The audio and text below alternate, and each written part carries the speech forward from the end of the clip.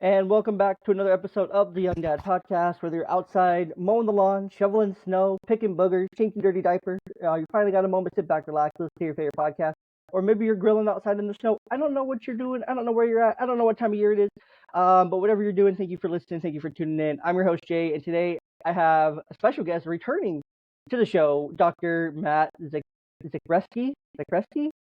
I don't know how to say your last name, actually. Dr. Matt. Dr. Matt, we're just going to leave it there. Matt is a seasoned clinical psychologist specializing in serving neurodivergent individuals, including those who are gifted, have ADHD, autism, or dyslexia. He's known for his amazing and his dynamic keynote speeches, his unique blend of clinical advice and humor, and his new book, The Neurodiversity Playbook, Cracking the Code of a World That Was Not Built for You, which you can get right now. In our last conversation on episode 162 of the podcast, and go check that one out. It's a little shorty, but a goodie. It's about 45 minutes long. We delved into the importance of community and support for dads, especially those who are neurodivergent. We discussed how we are, quote, we're creating a generation of emotionally intelligent men, and the need for men to be vulnerable and seek out common communal spaces. Dr. Matt emphasized that, quote, men need a lot more community in communal spaces, quote, end quote there, highlighting the significance of mental health and self-care for fathers.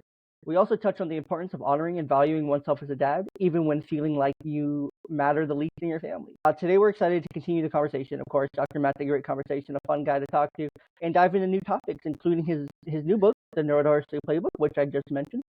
I'm excited to talk about that a little bit more, and how it aims to help gifted and neurodivergent kids and their families navigate the world, because this is a wild and crazy world, but being neurodivergent only makes it a little bit wild and crazier, I think. We're going to explore how giving kids are the tools to understand themselves can make a lifelong impact. So without further ado, let's welcome back Dr. Matt to the show. Welcome. Jay, it's great to be back. Thanks for having me back, man. Of course, man. I would have you on all the time. So, but now you're like doing this book tour and all these fancy things, and you're like big time now. So. Oh yeah, you know me. I mean, like super big for my britches, giant ego. Like, and you're still giving back to the little guy. Yeah, right. I didn't forget where I came from. Stares to the distance.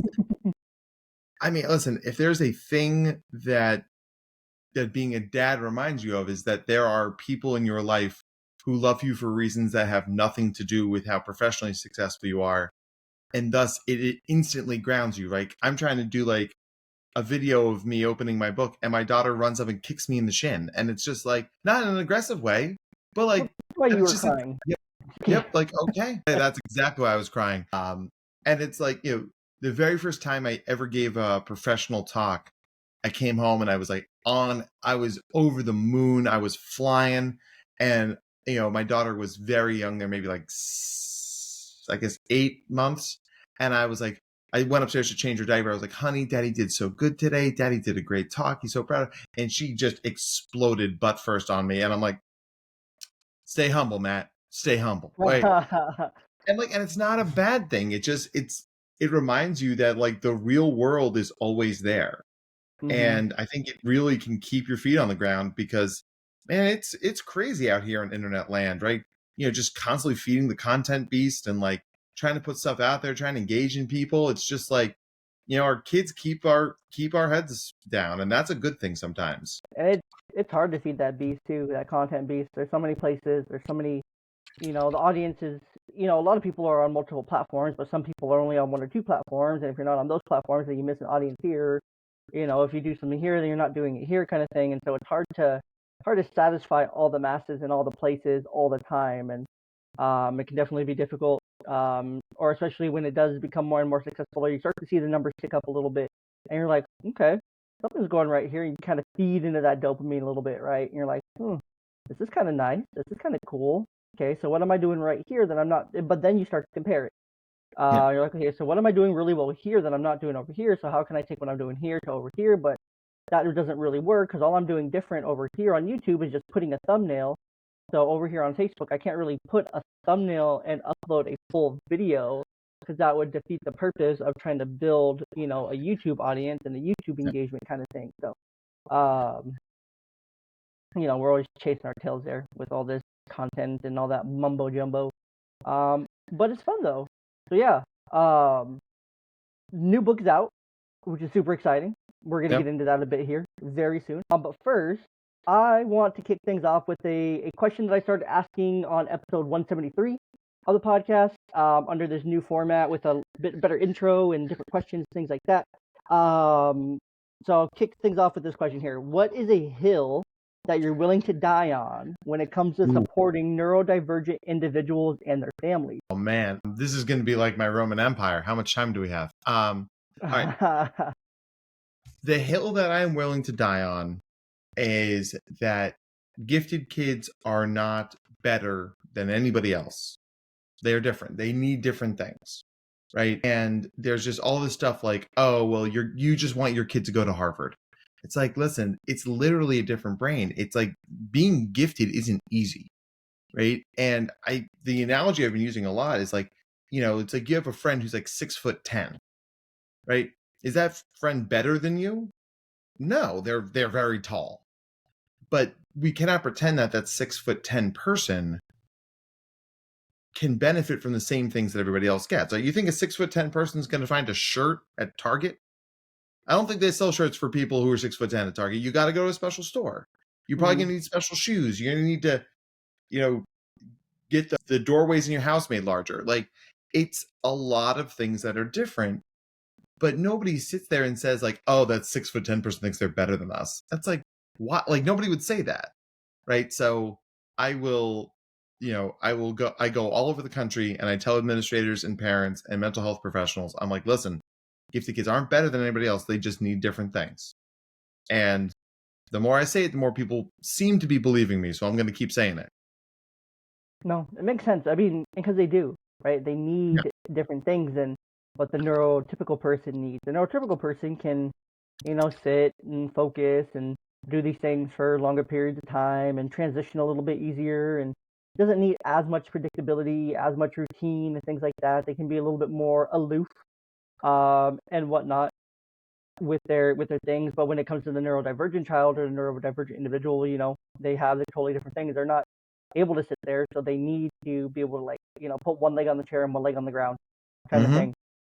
Maybe they need like a fidget toy that's not a distraction, that can be quiet, but just to help stay focused and stay on task. Maybe they need to, all these different things. The opposite of everything I said about the neurotypical person, they need the opposite of that. They need the structure, they need the routine, they need the consistency on all the things. Transitions are going to be a bit harder for them. They can get overstimulated, by going out to recess, things like that. So just remember these things as well. Is really important to know yourself, and it's also very important when it comes to supporting families, being able to help them and supporting them to help their child, to be able to ask and advocate for the things along the way as well, that the child needs to be able to be the most successful that they can in school, so, or wherever they're at, really. And you've clearly done your homework, and that's why you're such a good host, and it always reminds me of this famous quote. They were giving out the Pulitzer Prize one year, and the guy who won the science writing was next to the guy who won the sports writing, and people were asking him who has a harder job, and the science writer looked at the sports writer and said, like, well, I think I've got a harder job because my sports writing colleague doesn't have to convince anybody that sports exist, right?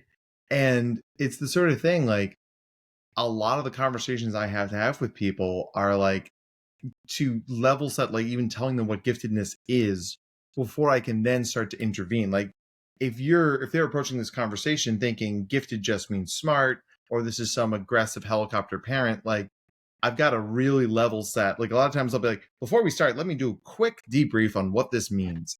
And, because we got to be having the same conversation. Otherwise, we're going to be like ships passing in the night, right? So there's, and that's why I send a lot of my PowerPoints and stuff out to the families I work with. I was like, send this to the teacher, send this to the admin team. Like, I want them to know what we know. Even if they never read it, they can say they have it, right? And and that's not nothing, which, sometimes that's all the best we can do. Yeah, and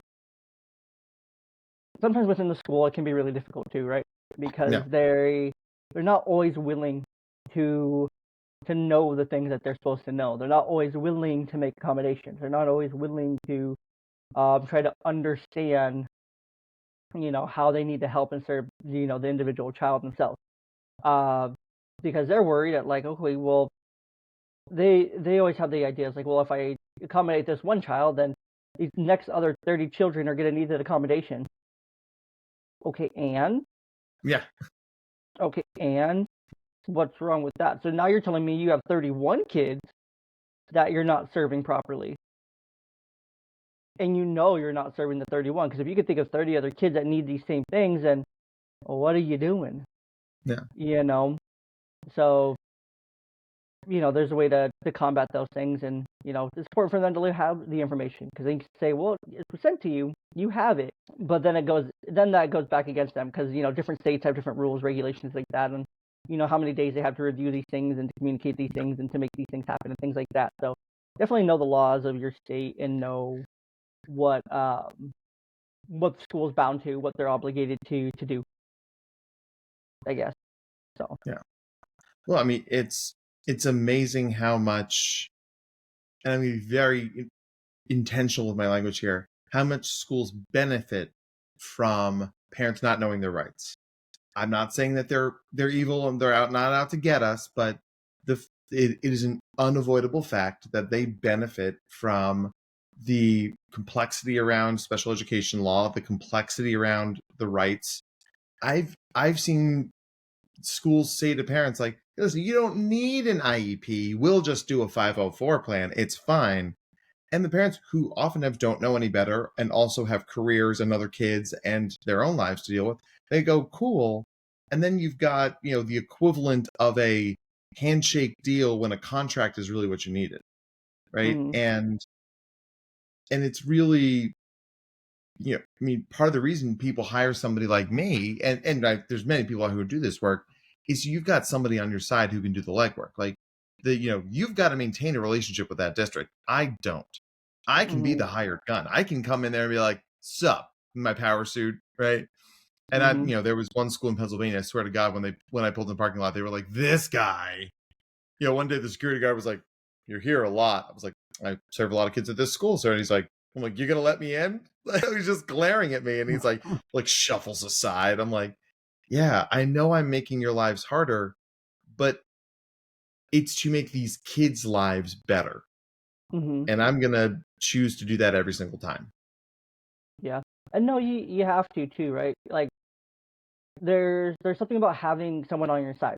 There's something about having an advocate, someone who knows, kind of the ins and outs, the intricacies, that can speak the language, right? Because a lot of times, what the school will do too is they'll use all this fancy jargon, right? They'll use their own version of clinical jargon, and they'll say like they'll be breaking down these assessments and things like that. Well, standard deviation is this, and they'll give you a report of like these standard deviations and all this stuff, and it's a mix of like math and numbers and equations and words, and this is the average here, this is where your kid's at, kind of thing. And so it can be really confusing if you don't have someone who can help translate those like words for you, because honestly, they, like I said, they do it on purpose, to make it seem like, okay, it's not as bad, kind of thing. So there's ways to twist it, there's ways to manipulate and twist the data. Not every school is like that, of course, Right. but I definitely see it more common at the middle school level and more common at the high school level.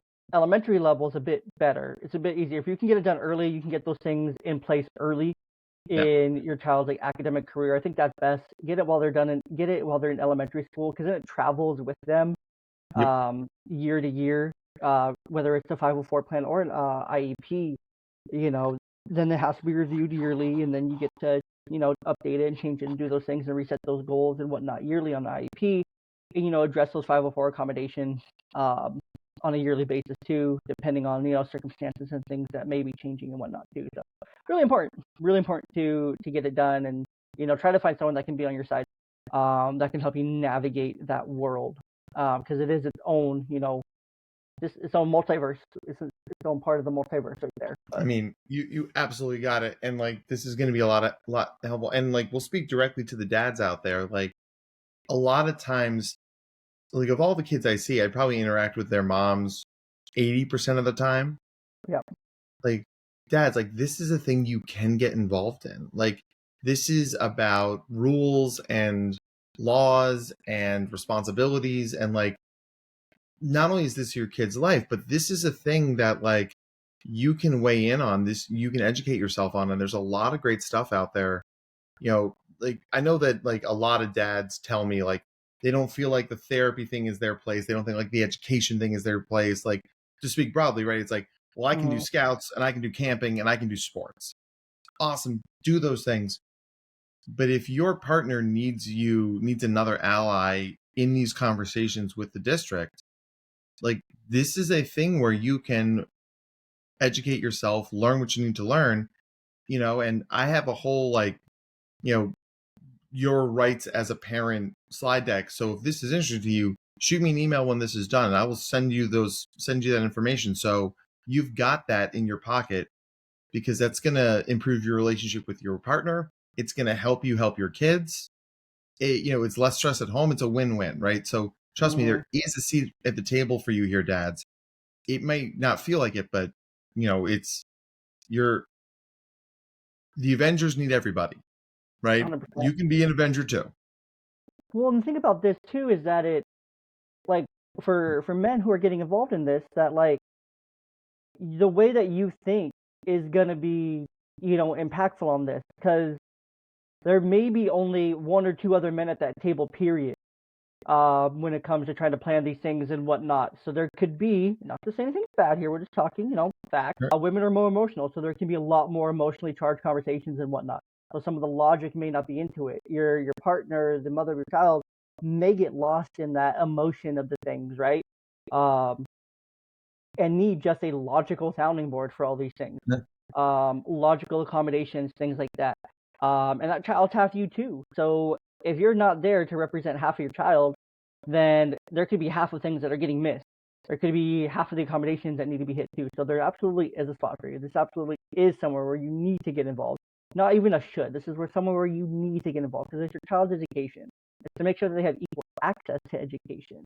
Then make sure that they get the equal chance at having a shot in the world post education too. So it's definitely a need. It's definitely something you need to be getting in. And I'm not even going to say it should be. It's a need. It's definitely something you need to get into.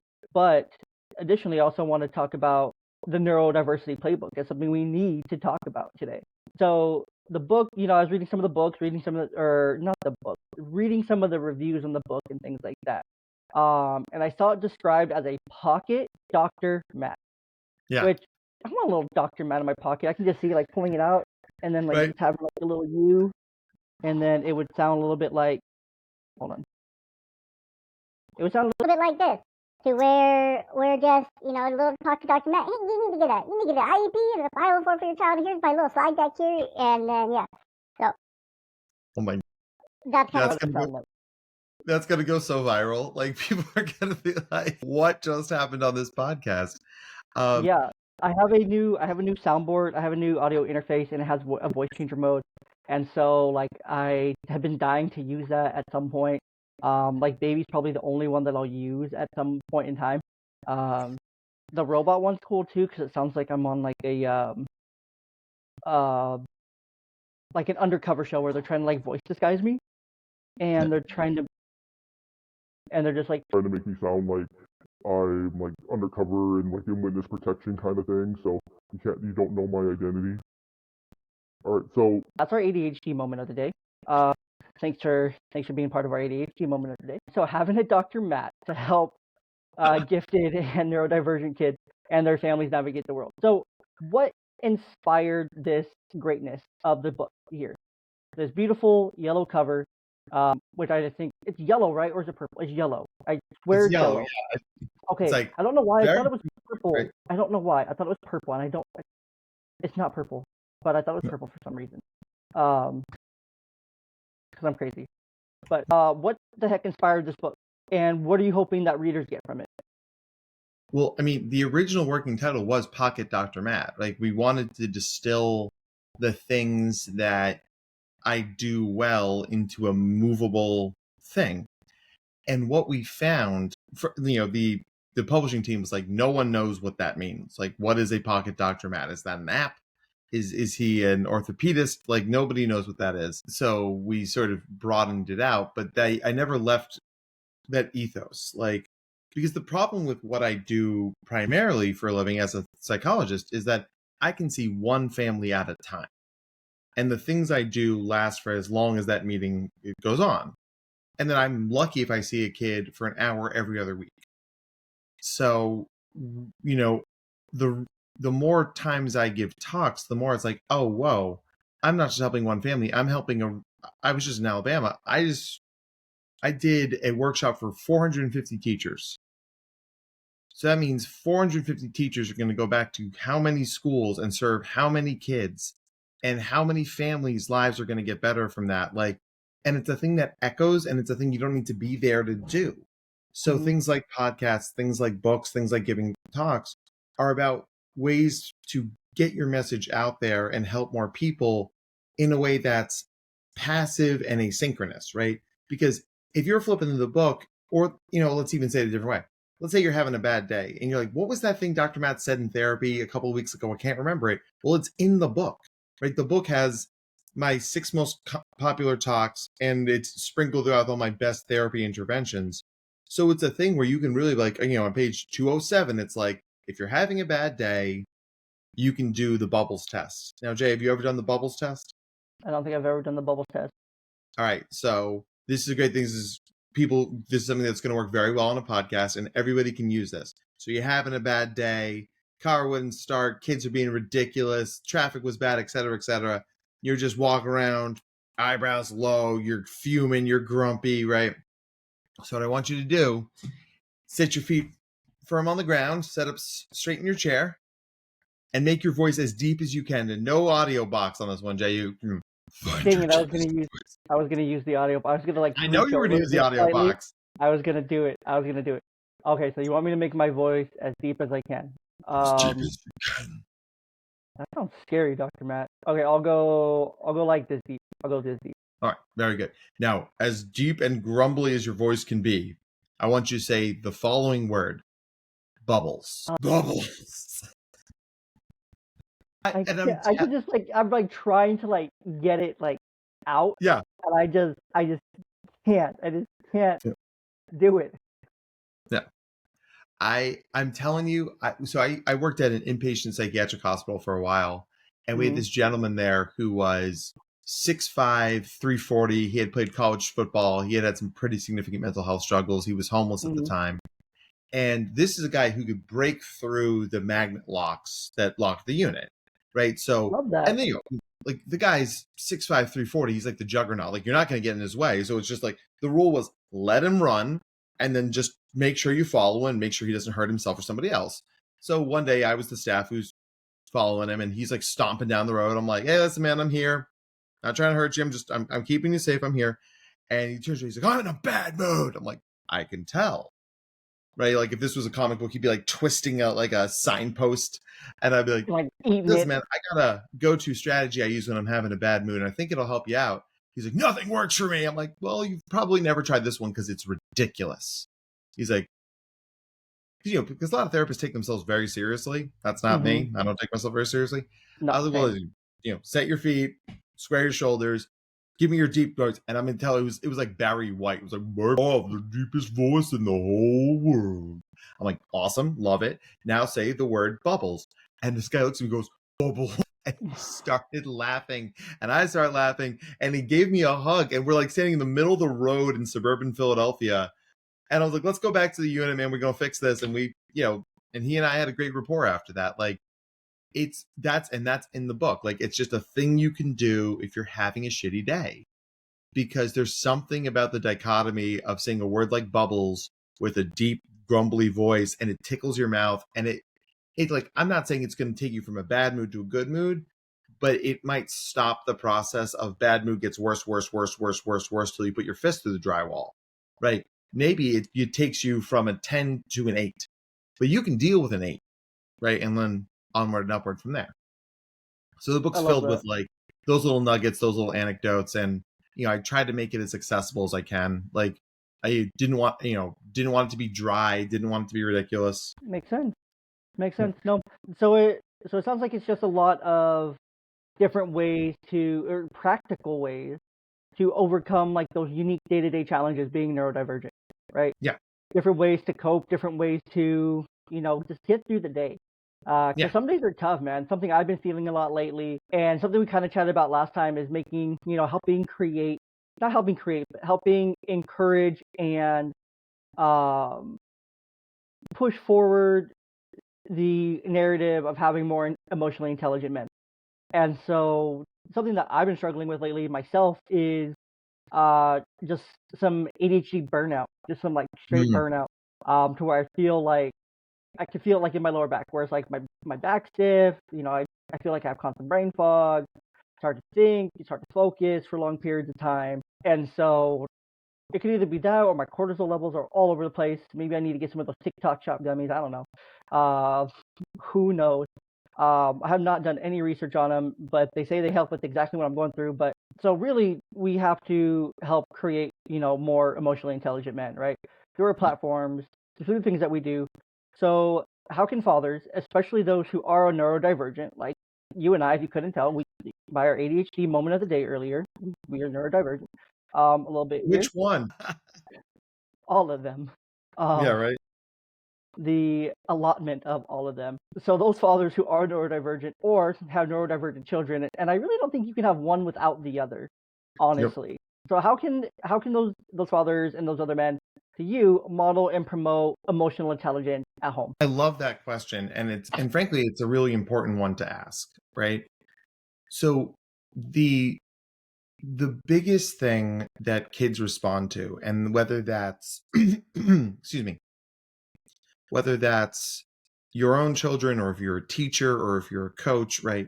It's emotional authenticity, right? So, and this ties into the kind of parenting called co-regulation. That is a skill set thing I think a lot of dads can do if they open themselves up to it, right? Mm-hmm. Co-regulation is using your emotions to help regulate your kids. By talking about your feelings, you create a space where other feelings can be talked about. But because we're the grown-ups and we have these grown-up brains and more experience, we can say to our kids, like, listen, I'm scared. I'm scared when you don't come home by curfew. I worry about you when you don't do your homework. I'm angry that you took my car and wrapped it around a flagpole. Like, and the idea here is you're not blaming your kid for the fact that these things happen, but by sharing your feeling, it humanizes you and it creates a pathway between you and your kid to regulate. Because every time you say how you're feeling, you kick in your body's parasympathetic nervous system, right? Our bodies activate when we feel emotions. But our bodies want to be back to baseline because baseline is the least energy we spend, and our bodies don't want to spend a lot of energy. So if you're walking around and you're in a bad mood, right? Sometimes saying like, you know what? I'm in a bad mood. I'm pissed off today. If you say that out loud, you're going to feel a little bit, sometimes a lot of bit of relief, because saying how you're feeling triggers your body's parasympathetic nervous system, which calms us down. And when you model that for your kiddo, right? It's like, oh, wait, if dad can talk about this, then I can probably talk about this too. Because maybe your kid missed curfew not to piss you off, but because they were shooting their shot with a girl they've had a crush on and she turned him down. And, they did the, sat in the car, listened to sad music for a little bit piece that we've perhaps all done in high school. No comment. I'll be taking no questions at this time. Matt, can you tell me more about that? I'm just kidding. Yeah. Her name was Kristen. And it always boils down to this. And this, it's a really great tagline. It's something that I think dads will remember is be curious, not furious, right? Your kid gets cut from the baseball, right? It should be like on a bumper sticker or something like your kid get cut from the baseball team. Your kid's late for curfew. You watch your kid sneaking out with like a bottle of bourbon in his backpack. Like before you get mad, get curious. Be like, hey, you know the rules. You know what you're supposed to do. I'm curious as why these rules weren't followed right now. Mm-hmm. I guarantee you your kid is much more likely to be real with you if you stay curious than if you come at them like the hammer of God, because then they're going to get defensive. You're going to spend 20 minutes with your kid fighting the fact that they even have the bottle of bourbon in their backpack when you know it's there, right? You saw them put it in there. Right? No, I don't have it. I don't even. Backpacks don't even exist. Backpacks were outlawed by the Geneva Convention in 1947. Like, we're not having this conversation. But like, I'm wondering why you do something like that. And if you Yeah. can be authentically curious, it creates conversation. Like, and maybe your kid is gonna give you a more usable explanation. That is an adorable kitten. Like that is Thank you. like She it's like climbs AI on the kitten. desk. Nope, she's real. Hi, This is kitten. podcast kitty. Oh, what a cutie! This is Blue. Beautiful color too. Wow. What is happening? What is? Ah! Right? Yeah, Well, she dads wants be to play. curious, not curious. That's the answer. I love that. And I think that's important, like, across the board in, like, every aspect of life. You know, you Yeah. can apply that everywhere. People are more Everywhere. receptive when you're curious versus furious. When you're willing to have a conversation with them versus just, like, beat on them and to like, ragtag nag them kind of thing.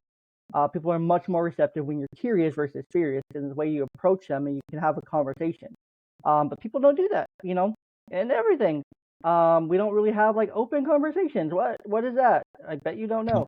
Sure, a lot of people do know, but not enough people know that. Oh, I can just have a conversation. I don't have to be furious. I don't have to be against you. If you're not on my side, you're against me. That's not true. What? Whoa, crazy. Whoa. I did that. I did that sound. I recorded with different spectrums a few weeks ago. With Dr. Nas and I was Spencer. hoping you'd end up with them. I did. We broke down Daddy Daycare, so I don't know if this is gonna come out before that or after that. But we broke down Daddy Daycare, and I made that noise too many times. Too many times.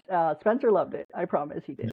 Ask him about it. But anyways, last question here, and then we're gonna wrap up super quick and do a couple fun questions, and then get ourselves out of here.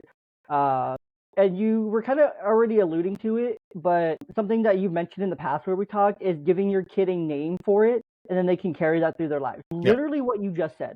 And so I wanted to touch on that, just about that importance of it, because that is so important in helping our children identify and articulate their emotions. And it's such a major impact to their development, because I work with a lot of kids and what I do that have serious like behavioral health issues and whatnot, and they can't do an I feel statement in 5th grade. Yeah. Like they just can't do an I feel statement in 5th grade. And like once they have the language, like they make so much progress because they don't have the language. They've never been taught how to identify. Like I feel mad when certain things happen. I feel sad when such and such happen. And if you want to work with your child on this, a super easy intervention that you can do at home. Matt, do you have a deck of Uno cards? Oh man, I say this all the time. Uno should pay me for how much Uno I play. I agree. It is Uno the should sponsor this best podcast. thing for kids. Oh my god. It is. Yeah. So, what are those 4 main colors of Uno? Just humor me. Red, blue, yellow, green. And what movie do those 4 colors align with? An emotion. Oh my gosh, are you Inside Out? So, yes, every kid can name those 4 colors and connect them to an emotion. Yellow, happy; red, mad; blue, sad; green, disgust. And so they can name those 4 emotions like off the top of their head, no problem. So what I do and what you can do at home, I'm gonna unlock the secret to this intervention here for everybody. Is you, as you're playing Uno, you use it for I feel statement and to help create the language. So every time they play a red card, they have to tell you an I feel statement. I feel mad when such and such happened. Blue card, I feel sad when. I feel happy when. I feel disgust when.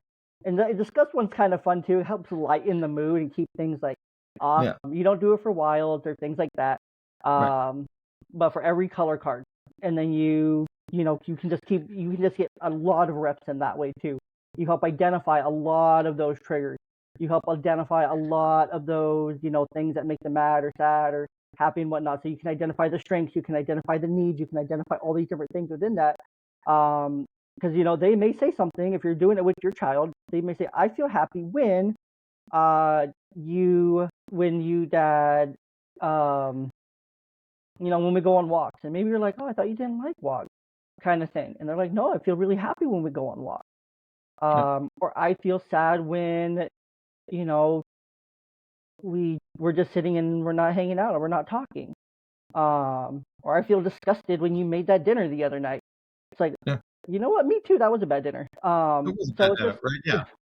it's just so impactful that we create and we give our kids a language to their emotions. And there's super easy, fun ways to do that, like Uno, which should sponsor this podcast, because you don't want to know how many decks of different Uno cards I have at work and at home. A lot of Uno cards, a lot. But yeah, that's that. I mean, I love that. And like, whenever you can make things tangible and tie it into, like, because the neuroscience behind this is that you're getting a tangible, which is great. You're connecting to a memory, which makes it personal. And you're creating a structure that allows kids to do things in a repeated, predictable manner. I mean, like, when you write your book, brother, and I will happily write the foreword for that book because that is how much I believe in you and the work you do. Like, that's got to be in there because that's something that any parent, any practitioner can use. And I think so many people are so worried about mastering like the high level obscure things, they forget to nail the basics. That is basic emotional intelligence, basic emotional communication, and it's presented in a way that's accessible and doable. And every kid would benefit from that. So like I say, bravo to you. That is 100%. Very badass, my friend. Thank you, sir. Thank you. I like to think I have like a whiteboard in my office at work that I just have random like interventions and stuff that like I've like coined more or less that are just on my whiteboard. I have some that I've like created like a little thing with just to try to see. I have like a emotional digging one where I have like a little dude with a shovel and you just dig down through the layers and stuff, and you move the little guy down the paper and you're just digging down to like that bottom emotion and whatnot. So that's a cool little fun intervention, and just some other ones, consequence scales, things like that. So those are for a different time. They'll be in the book, but no, that's really what I try to do. I really try to aim to add, bring some of that common sense, some of that basic common sense back to being a dad and whatnot, because it's all right there, it's all here. We just have to talk to each other, we have to share the things we know. So let's see. I'm just gonna try to ask you a couple of these fun questions, and then we're gonna get out of here on the last question. Let's do it. Where am I? So I want you to think of you in an alternate universe. Okay. This one's fun. Because I know we both enjoy superheroes and stuff like this. If you weren't a psychologist, what other career do you think you'd be pursuing? Ooh. So in an alternate universe, who is Dr. Matt? I think that if I wasn't a psychologist, I think I would be, well, I was a really good bartender, so I probably could have stayed in the restaurant industry. Yeah.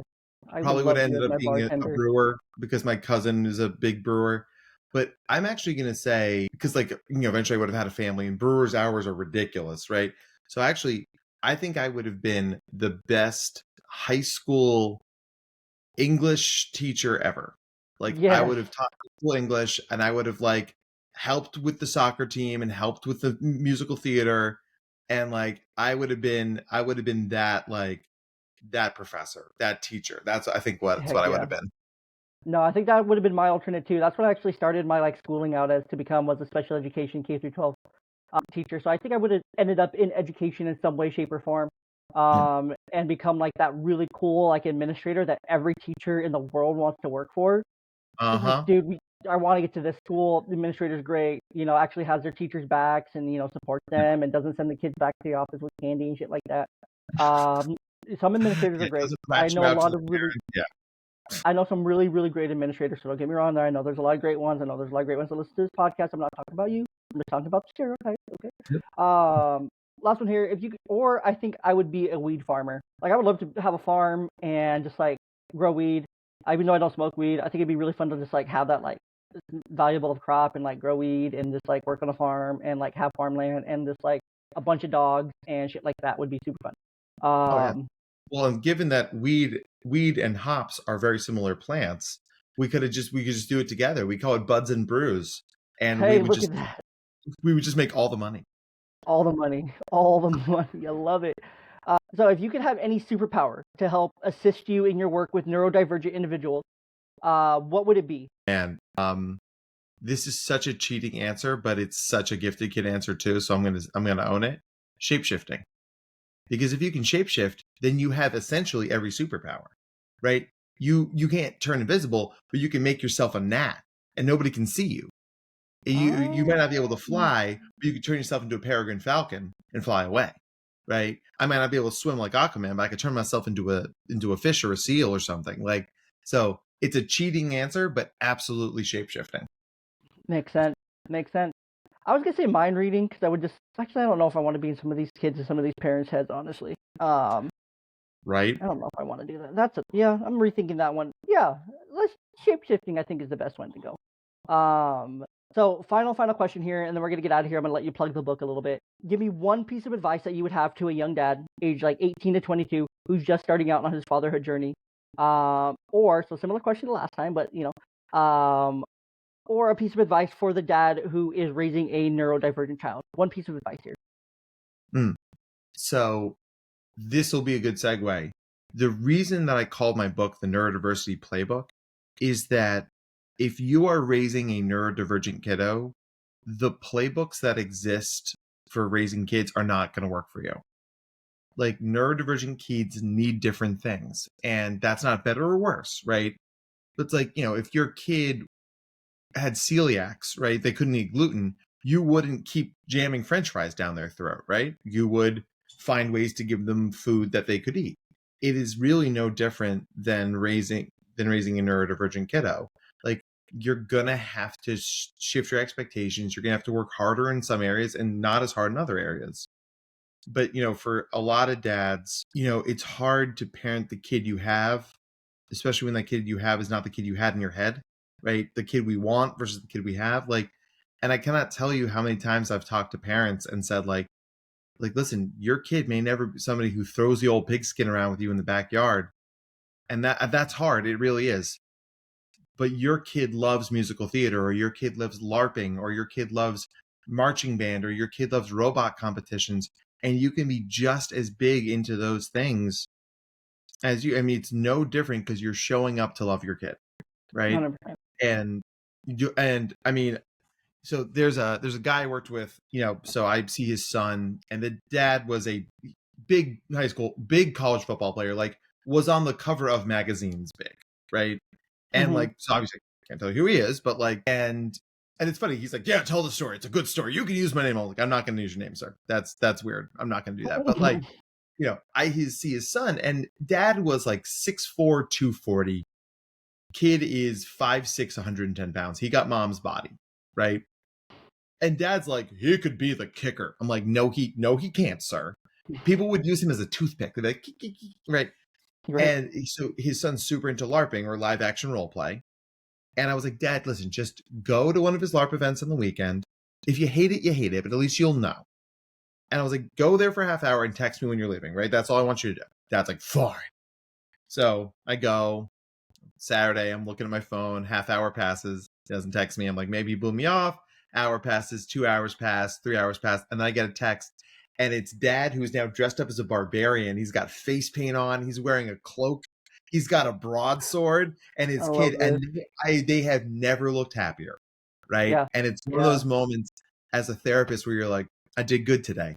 I did good today. Yeah. Like, and it's so important for us to jump on our kids' trains. Jump on those trains of what your kid's into, Jump on those trains and just support them. You're gonna have so much fun along the way. You're gonna learn something, and it's gonna be a great time for you both. And it's just gonna be great. And those core memories are gonna be made forever. Just give another Inside Out reference there. So I was like, another Inside Out reference. Look at you. We love. That's what I do here. So we do these things. So Dr. Matt, thank you so much for your time today. Thanks again for joining us and sharing your invaluable insight. I am eagerly awaiting to, order my copy of the Neurodiversity Playbook, as so should all the people. But if they're looking for it and they want to go find it, where can they find you? Where can they connect with you? And where can they engage and support with all the work that you're doing and connect with you and reach you? They can do the work online on Amazon.com. No, I'm not going to do that. I don't have a cool voice. Elmo. Yeah. I mean, like, I want to record the audiobook because there's a whole Christopher Walken bit in there. And I do a pretty good Christopher Walken. So if I recorded the audiobook for the Neurodiversity Playbook, you would hear me do Christopher Walken. And I think it's halfway decent.